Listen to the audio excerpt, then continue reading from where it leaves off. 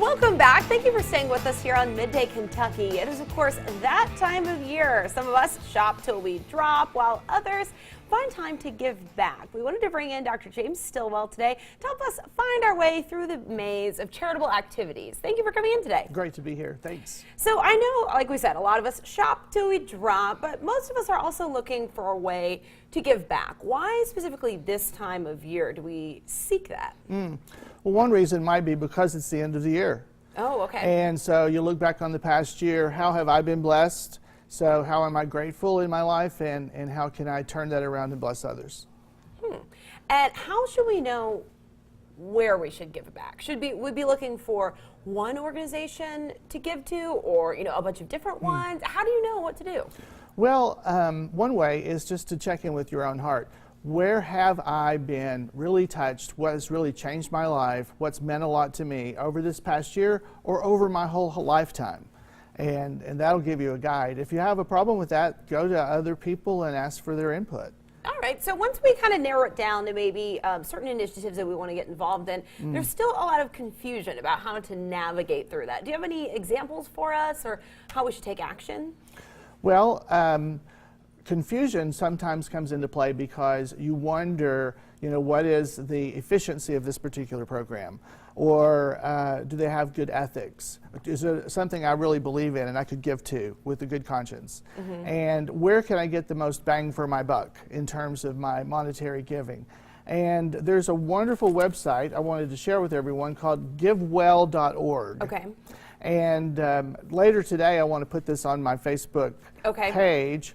Both the givewell.org and also just some recommended sites for a lot of different purposes of giving. Is that something where we can go and these are accredited organizations? Yes, because sometimes exactly.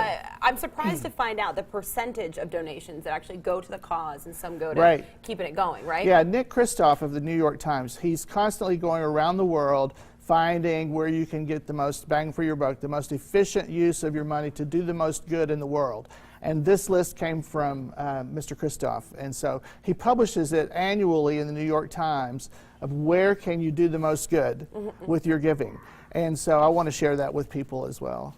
How should we deal with, I guess, internalizing what we're able to give? Maybe your neighbor or your friend can make a big cash donation somewhere, and maybe you can't afford that year. Oh, sure. How do we know what is, the right amount to give, and, if we can feel good about that? Well, you can feel good about anything that you give. And proportional giving obviously is more important than the amount. Right. And so, for example, on the givewell.org site, you've got a lot of different things. From the cheapest is, in some poor countries in the world, the biggest problem is the parasites that the little children are born with. Wow. And so to deworm a child is only 50 cents a person.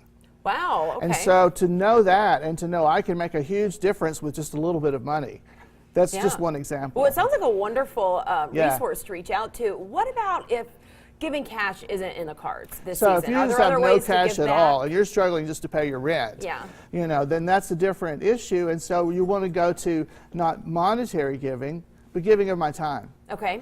So go to your church or synagogue or your place of worship or your nonprofit organization and say, where is this group volunteering this month, this year, and where can I plug in?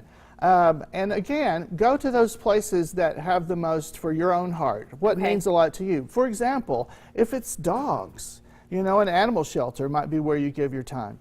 If you're concerned because there's so many people on the streets, a homeless population, something that I was a part of for many years, I think it's still going for over 25 years, was serving breakfast at the Hope Center once a month. So there's all different ways to give back. And so if you're not able to give back financially, usually these groups that are doing good, they are looking for volunteers. Another opportunity is Kentucky Refugee Ministries.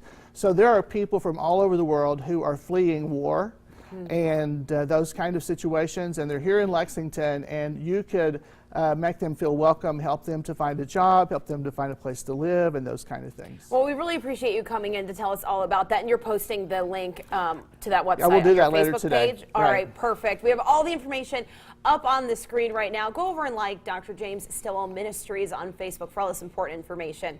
But stay with us after the break. We're back in the kitchen with Allison Davis.